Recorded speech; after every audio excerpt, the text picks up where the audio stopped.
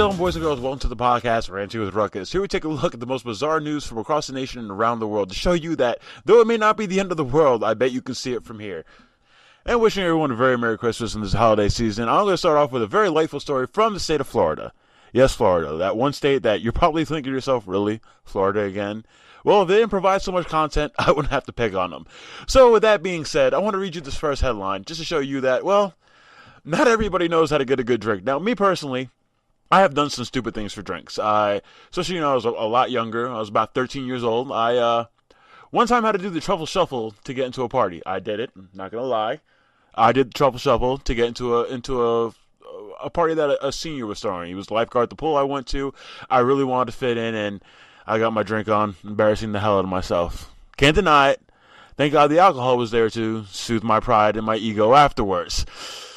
But I'm willing to bet at the weirdest thing any of you have ever done to get your buzz on, I'm almost willing to bet you never went as far as this guy did. As I said before, from Florida, Florida man tries to trade an alligator for beer. In case you missed it, let me repeat it one more time. A Florida man tries to trade an alligator for beer. Talk about winners. A Florida man has failed in his bid to trade a 4-foot alligator for a 12-pack of beer. State wildlife officials cited Fernando Aguilera for possessing, illegally taking, and attempting to sell a reptile at a Miami convenience store. Oh, winner is written all over this guy. From front to back, baby. You gotta love him. Florida Fish and Wildlife Conservation Commission spokesman Jorge Pinto told WTVJ-TV that Aguilera trapped the reptile in a nearby park. Well, thank God he didn't steal it from a friend or take it from a conservation. He just found it at a park. It's no different than picking up a stray dog or a cat, right? What a fucking moron. Anyway, moving on. The circle called the authorities after Aguilera walked in carrying the alligator and proposed the bizarre trade. I would say bizarre is a good word. I also say fucked up, beyond retarded. What the hell is the matter with you? But let me control myself. Maybe there's a good reason for it. Maybe there's something here I'm not seeing. Maybe there's some kind of grand scheme he has. Maybe this is part of a great plan he has. Maybe he's going to be the next villain of the Avengers, or maybe he's just a flaming alcoholic idiot who has nothing better to do. It wouldn't anger me so much if he tried to trade the alligator for money then for beer. Add a middleman to it. Sell the alligator to a 14-year-old kid who just wanted to pet alligator for $20. Then you can get your 12-pack. Or even if you try to hold up the store with the alligator. At least then you at least put some thought into it. You put some creativity. He comes in and holds up the store with the alligator. That would have been a lot better. Instead of just trying to trade. Like, I can only imagine him at the park at this moment going, "Hey, yo, Holmes, you got a brew, man?" "No, man, I ain't got no brew." "Shit, the fuck I gonna do, man? It's almost 12 o'clock. I ain't drunk yet. This is not normal for me. Okay, I got laid off from my job 2 days ago. I ain't got no fucking money, but I'm gonna get my fucking drink on. I have no..." "That a gator?" "Yeah, Holmes, it's a gator. Why?" "Yo, man, I got an idea." "Yo, check this out, man. Check this out. I'm going to take that gator over there, okay? I'm going to tie his mouth and his feet up, all right? And then I'm going to take him to the store. That place, that bodega down the street, from that place.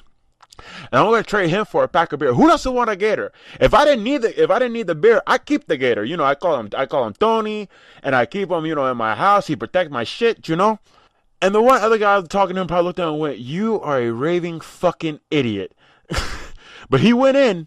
It would have been a better plan if he tried to make a pair of shoes out of this motherfucker and then tried to fucking sell the shoes for the beer. But no, not this winter. Now, this next quote that I'm about to read almost made me fall out of my seat. Not because it's funny, not because it's clever, but because it's so on the goddamn nose that you just kind of slap your head and go, "No shit." And the quote from Mr. Pinto, Mr. Wildlife himself, said the following: "I think that anybody who would conceive this scheme is not thinking properly." Wow. Articulate. Intelligent. Brilliant. I can't really blame the guy, though, because as I sit here and I read that plain, boring-ass quote, I can't think of anything better to say. Probably because a fucking moron tried to trade an alligator for a 12-pack of beer. Ladies and gentlemen, I don't care how bad your high gets. I could almost understand trading sexual favors for drugs. I can understand trading some of your most valued worldly possessions, a favorite baseball card, a favorite comic book, even though some of my friends wouldn't agree with such things, for your high. But when you get so low that you think an alligator has A, worth, and B, worth in a convenience store enough for you to grab a pack of beer, you really need to take stock of your life and go to yourself and look, yo, I need to go to fucking rehab. I just tried to trade a reptile for a Budweiser. Oh, Lord. And what pisses me off the most, being of Latino descent, this guy's fucking Hispanic. And making the rest of us look bad. Like, we all, these raging alcoholics that are going to trade fucking random animals for fucking beer. And I'll bet you it wasn't even good beer. It wasn't like Shock Top, or it wasn't like Yingling, which we have back here in Pennsylvania. No. I'll bet you it was for a Coors Light, or probably Colt 45. I can see it now. Because you got to trade that rough gator skin for some smooth Colt 45. Oh, God, Mr. Aguilera. What is the world going to do with you? And to let you know what you're facing because of your stupidity, each of these 3 misdemeanor charges Aguilera faces carry a penalty of up to 6 months in jail and a fine of up to $500. Well, obviously, the son of a bitch can't pay the fine, can he? He tried to trade an alligator for beer, so he's going to be doing some jail time. But good news for all you PETA people. The alligator was unharmed and released back into the wild, so yay for him.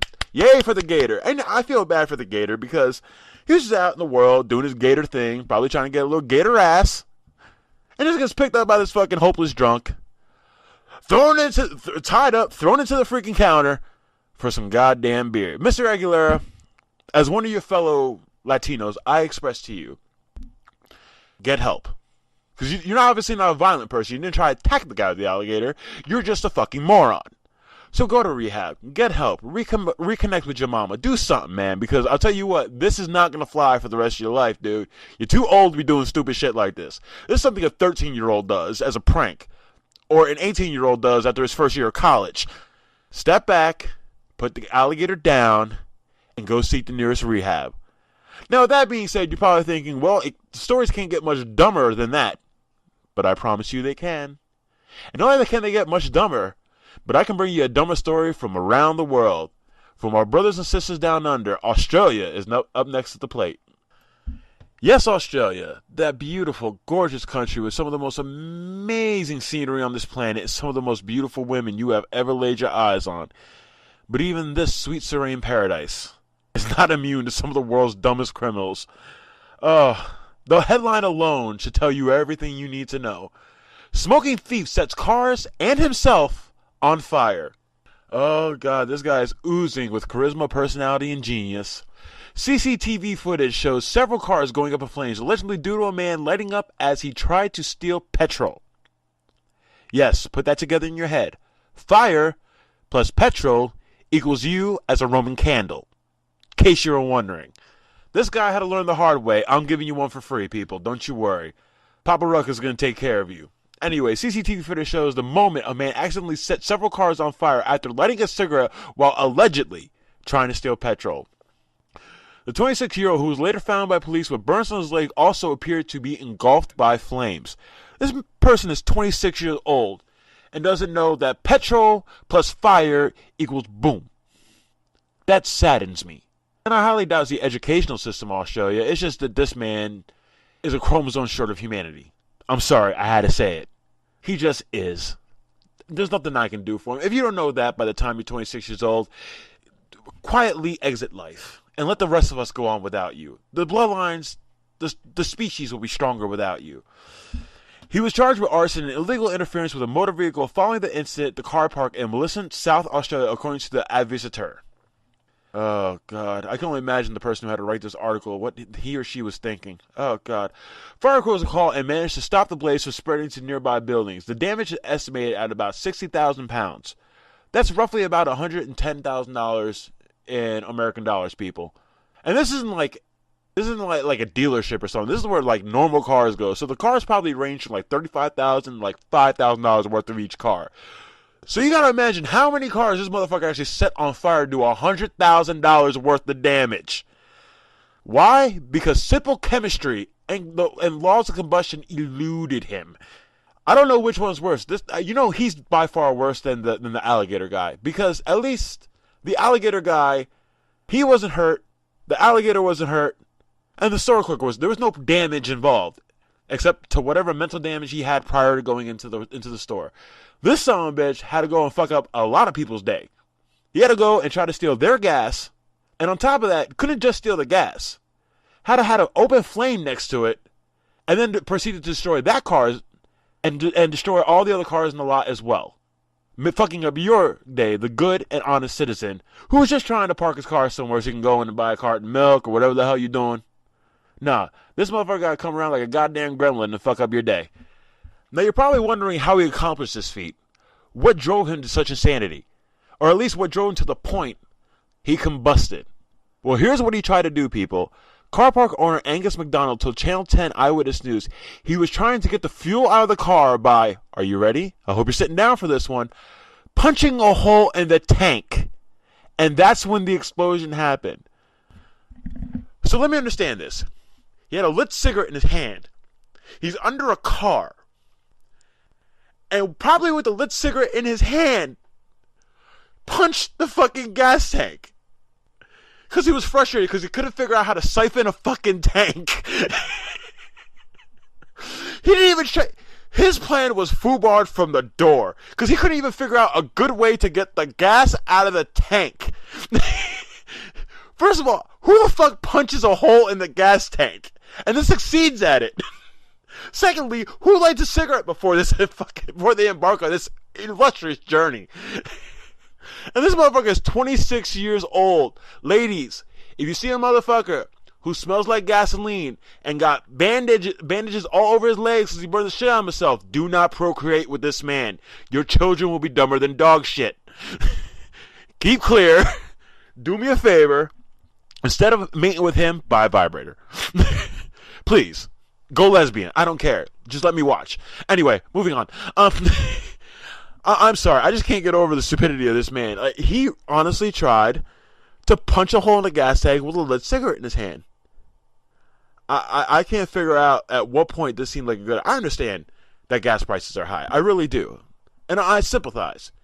And they're cheaper in America than they are around the world. This is just fact. So I can understand that the stress of trying to afford gasoline everywhere you need to go can be a hassle.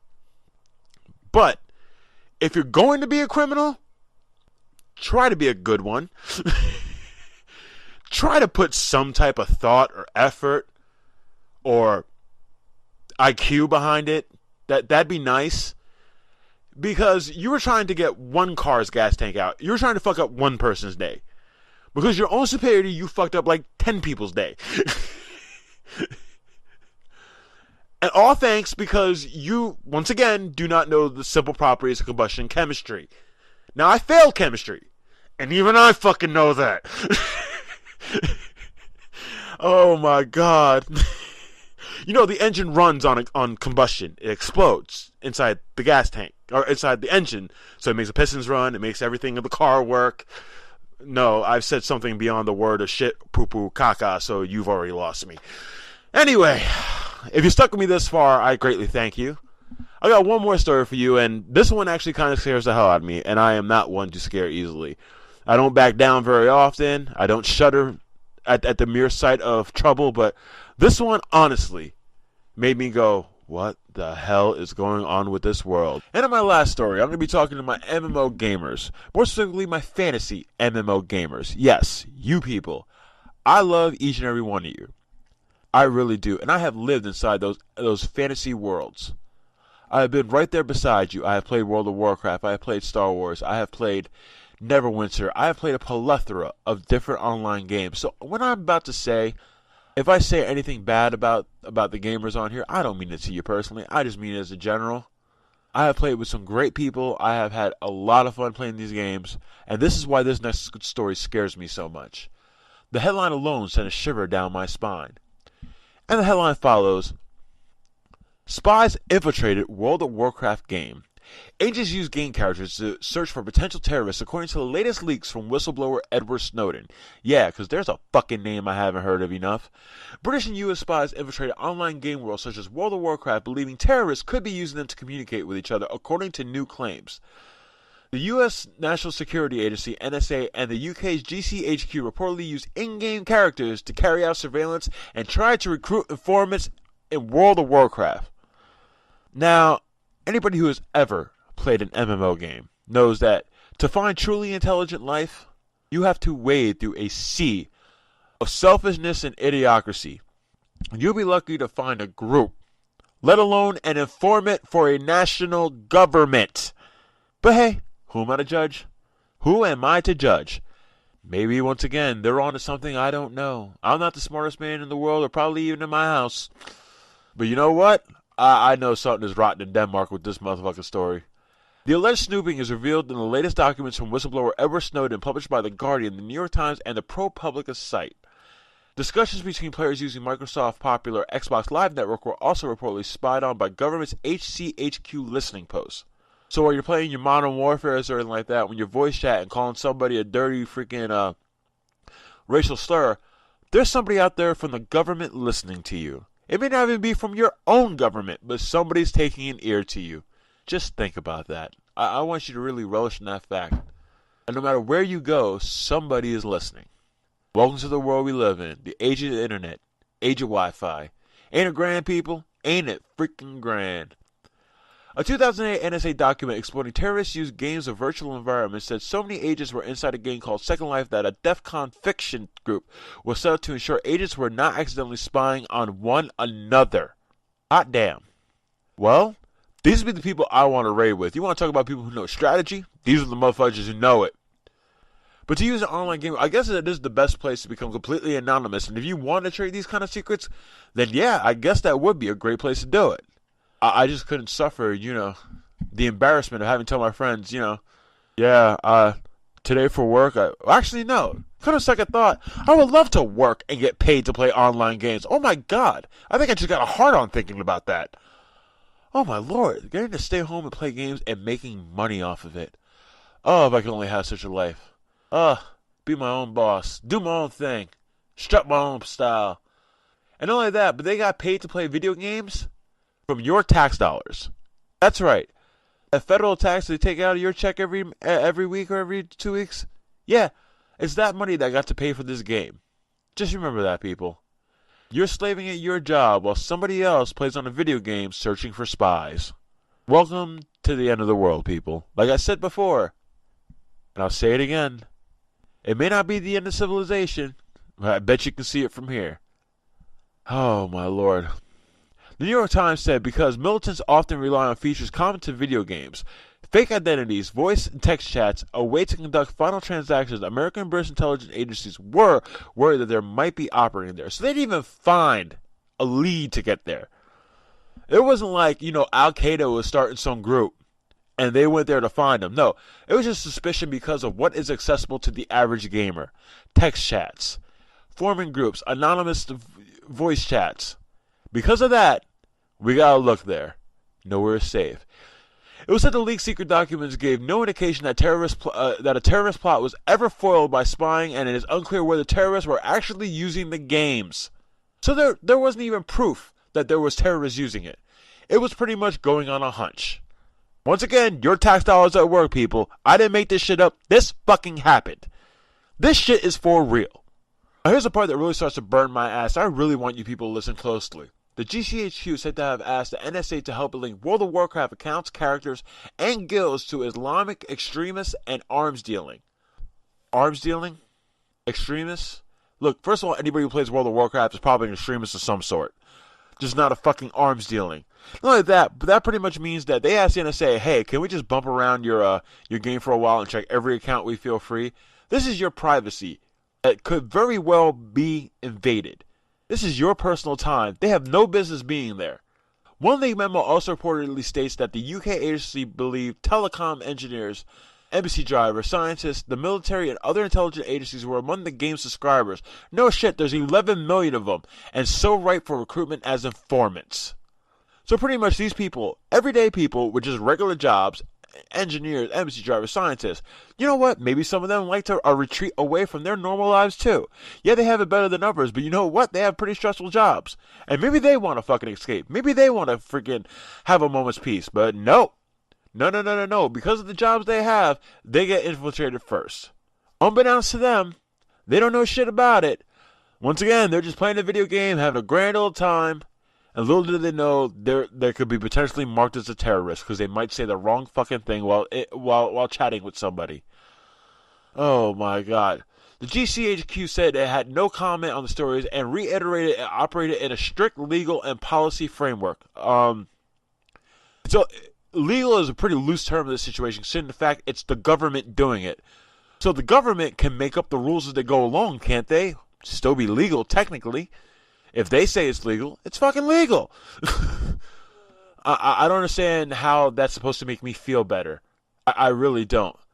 Oh my god. Microsoft and the founder of the Second Life game, Philip Rosendale, also declined for comment. So nobody wants to talk about it. Obviously, because nobody wants to step in the pile of shit that's being left by these people. Oh my god. The related reports came in leading technology companies such as Facebook called on the U.S. government to impose limits on surveillance. Ladies and gentlemen, boys and girls, children of the court, I am appalled by this story.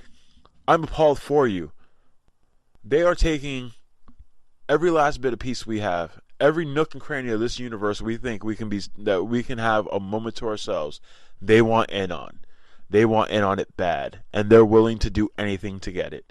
Now, I'm not trying to preach here. I'm really not. I'm a lot more about the comedy, but this one, I had to sort of end on a serious note because I couldn't take this shit anymore. I read that, and my freaking head hit the roof. But I want to let you know, you people out there, you can come and find solace in me. I'll be the voice that you can't say. I'll say the words that you won't speak. You know why? Because I have a set big enough to do it, and I don't give a damn what happens to me. So until next time, I remind you to either be good and be good at it, and please never, ever, ever make it on this list. To each and every one of you, since I'm recording this on Christmas, I wish you a very merry one, to you and your family, and please join me next time where we'll have a couple more stories that'll make your mind blow, baby.